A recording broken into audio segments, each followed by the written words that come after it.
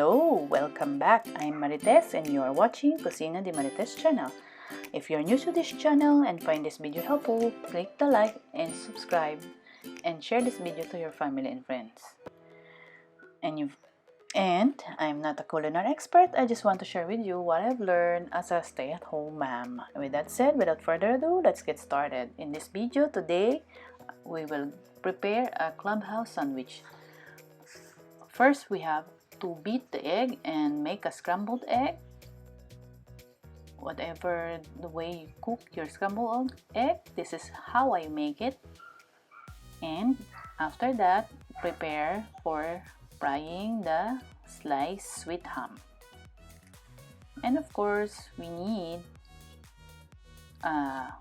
sliced bread and spread the butter on each piece of bread. That's a simple merienda, snack time, or making baon, or especially for work from home right now.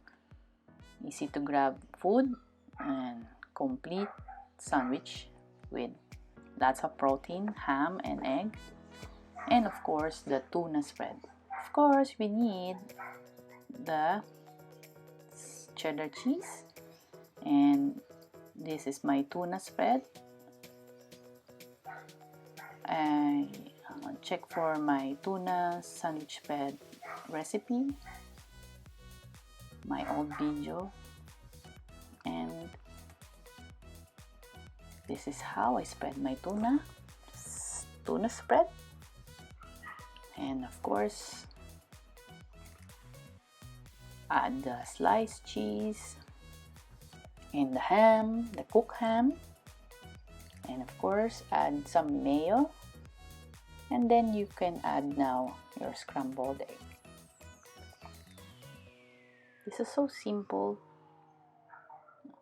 yummy sandwiches, Clubhouse sandwich.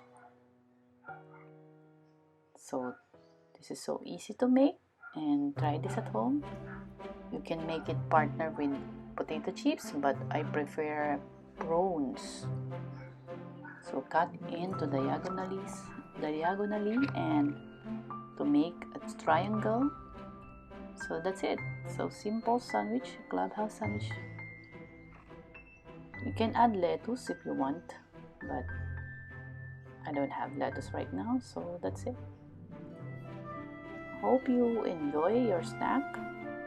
Simple sandwich, Clubhouse sandwich, complete protein, and happy eating. Enjoy your snack and have a great day. Stay safe. And that's it, Clubhouse sandwich.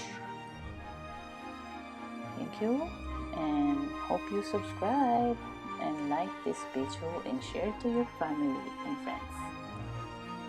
Bye.